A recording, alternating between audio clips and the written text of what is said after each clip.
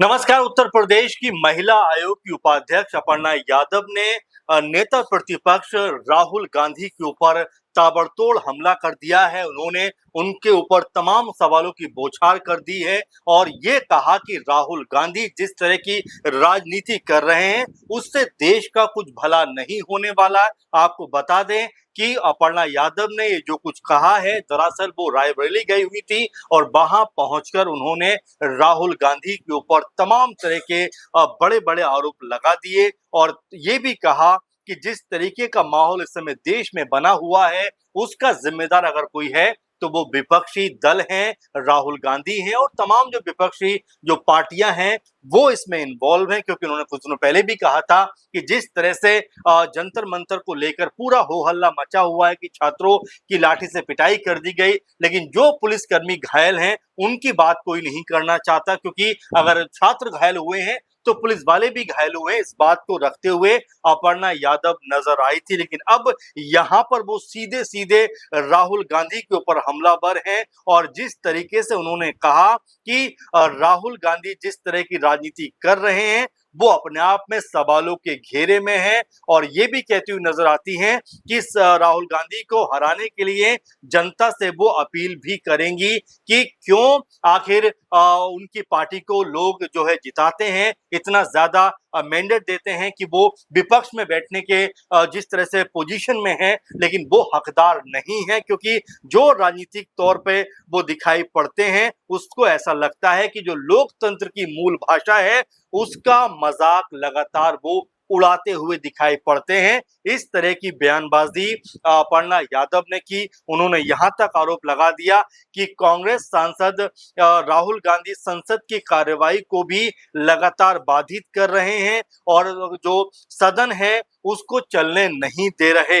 उपाध्यक्ष अपर्णा यादव ने कहा कि ऐसे नेताओं को जनता को पहचानना चाहिए और अगले आने वाले चुनाव में जनता को इन्हें हराना चाहिए और बाहर का रास्ता दिखाना चाहिए। अपर्णा यादव एक बड़ा यहाँ पर सवाल खड़ा करती हुई दिखाई पड़ती हैं राहुल गांधी के ऊपर जो हमलावर हैं, लेकिन यहाँ पर वो अखिलेश यादव के ऊपर कुछ नहीं बोली। क्योंकि जब पूरा प्रोटेस्ट चल रहा था पीएम आवास के बाहर में, जब राहुल गांधी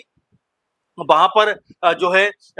ये लगातार आवाज बुलंद कर रहे थे कि शिक्षा मंत्री जो है धर्मेंद्र प्रधान, उनको अपने पद से इस्तीफा दे देना चाहिए, तो उस समय उनके साथ में अखिलेश यादव भी मौजूद थे और उसके बाद राहुल गांधी और अखिलेश यादव को हिरासत में भी लिया गया। हालांकि कुछ समय के बाद छोड़ दिया गया, लेकिन सिर्फ उन्होंने राहुल गांधी का जिक्र किया। संसद में भी देखा कि अखिलेश यादव ने ताबड़तोड़ तरीके से जो स्पीकर हैं ओम बिरला, उनके साथ में जोरदार बहस करते हुए कहा कि यहाँ पर बात धर्मेंद्र प्रधान के इस्तीफा देने या ना देने की नहीं है, बल्कि यहाँ पर बात है कि आखिर छात्रों के ऊपर आपने लाठीचार्ज कैसे कर दिया, बहन बेटियों के कपड़े आपने कैसे फाड़ दिए। यानी इस तरह की आवाज को बुलंद करते हुए अखिलेश यादव को देखा गया, लेकिन अपर्णा यादव ने उनके बारे में कुछ नहीं बोला। वही डिंपल यादव का जिक्र करें तो डिंपल यादव जब जंतर मंतर पर ये तमाम चीजें चल रही थी, उस बीच में डिंपल यादव का एक ऐसा चेहरा दिखाई पड़ता है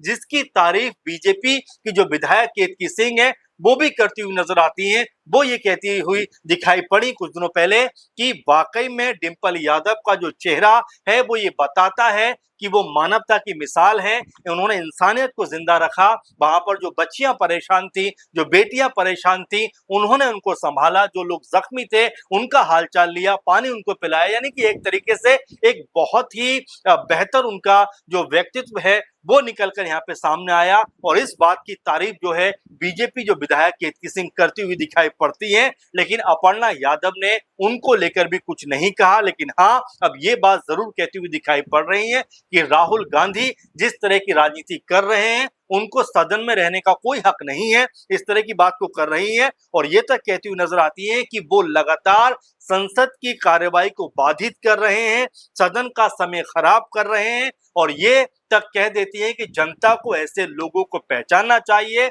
और आने वाले चुनावों में हराकर इन्हें सदन से बाहर का रास्ता दिखाना चाहिए। अब क्योंकि उत्तर प्रदेश में चुनावों का माहौल है, लगातार चुनावों की सरगर्मियां तेज हो रही हैं, तमाम समीकरण बनते हुए दिखाई पड़ रहे हैं, लेकिन उससे पहले जंतर मंतर पर जिस तरीके से ये पूरा आंदोलन चल रहा है उसमें सरकार भी अपने आप में दबाव में महसूस कर रही है, क्योंकि सोनम वांगचुक की लगभग 26 दिनों का जब अनशन खत्म हुआ तो उनकी 3 जो महत्वपूर्ण मांग थी वो मान ली गई, लेकिन उसके अलावा अभी भी एक बड़ी मांग बची हुई है और इसको लेकर अभिजीत दीप के अभी भी जंतर मंतर पर उसी तरह से मजबूती के साथ में खड़े हुए हैं और वो मांग जो समूचे विपक्ष की मांग है वही अभिजीत दीप की भी मांग है कि धर्मेंद्र प्रधान को उनके पद से हटाया जाना चाहिए, यानी कि जो शिक्षा मंत्री हैं उनको अपने पद पर रहने का कोई हक नहीं है। ऐसे में बड़ा सवाल अपने आप में ये निकलकर सामने आता है कि क्या सरकार इतना बड़ा कदम उठा सकती है, क्या जो शिक्षा मंत्री हैं उनका इस्तीफा ले सकती है। ये लगातार चर्चाओं में बना हुआ है, क्योंकि सरकार की तरफ से जेपी नड्डा, जितेंद्र सिंह दोनों केंद्रीय मंत्री हैं और लगातार जो सौरभ दास सीजेपी की तरफ से हैं उनके साथ में बातचीत कर रहे हैं। और वहीं अगर उत्तर प्रदेश के लिहाज से देखा जाए, क्योंकि 27 में चुनाव भी है, लेकिन तमाम शहरों में इस तरह के प्रदर्शन होते हुए दिखाई पड़ रहे हैं, जहां पर छात्र जो हैं वो लगातार आंदोलन कर रहे हैं, धरने प्रदर्शन कर रहे हैं और सरकार से सवाल पूछ रहे हैं। इसके अलावा एक और बड़ा मुद्दा जो चंदा चोरी का मुद्दा है, राम मंदिर में जिस तरह से चंदा चोरी हुई उसको लेकर भी लगातार जो सरकार है वो सवालों के घेरे में है। और इसी बात को लेकर जब अपर्णा यादव से पूछा जाता है तो वो कहती हैं कि इस घटना की निंदा हर नागरिक को करनी चाहिए। राम मंदिर हमारी आस्था का प्रतीक है, ऐसी घटनाएं न सिर्फ धार्मिक भावनाओं को काफी ठेस पहुंचाती हैं बल्कि सामाजिक सद्भावना को भी बिगाड़ने की कोशिश करती हैं। और यहाँ तक वो कहती हैं कि कानून व्यवस्था को लेकर भी वो कहती हैं कि प्रदेश में कानून व्यवस्था सुचारू रूप से चल रही है, इस मामले पर जो भी दोषी पाया जाएगा उसको सजा मिलेगी। और ये कहते हुए अपर्णा यादव कहीं ना कहीं ये भी बताती हैं कि क्या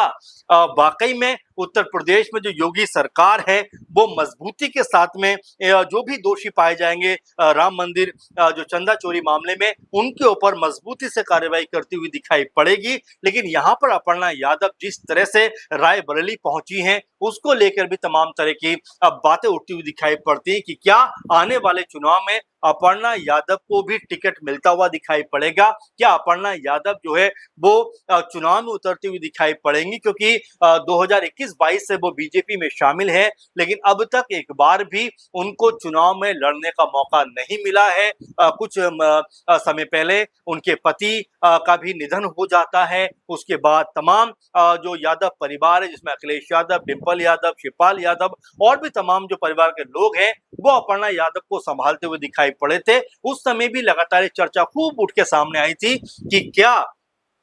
जो अपर्णा यादव हैं एक बार फिर से अपने परिवार के साथ ही पूरी तरीके से जो पॉलिटिक्स से राजनीति है वो करती हुई दिखाई पड़ेंगी, क्या समाजवादी पार्टी में वापस जाएंगी। लेकिन हालिया बयानों को देखकर तो ऐसा लगता नहीं कि वो सपा में वापसी करने वाली हैं, क्योंकि यहाँ पर राहुल गांधी के ऊपर वो निशाना साधती हैं, विपक्ष के ऊपर निशाना साधती हैं और ये तक कहती हुई नजर आती हैं कि विपक्ष की वजह से, राहुल गांधी की वजह से जो संसद का जो कार्य है, जो बैठक है वो सुचारू रूप से नहीं चल पा रही हैं। और यहां तक कह देती हैं कि ऐसे लोगों को जनता को पहचानना चाहिए और उन्हें हराना चाहिए। अब अपर्णा यादव के इस बयान को आप कैसे देखते हैं? क्या वाकई में उनके बयान को लेकर ये कहा जा सकता है कि वो अब उत्तर प्रदेश में अपनी चुनावी तैयारी करना उन्होंने शुरू कर दिया है? किस तरह से उनके बयान को आप देखते हैं, कमेंट जरूर करिए। फिलहाल के प्रोग्राम में बस इतना ही, आपसे फिर मुलाकात होगी। नमस्कार।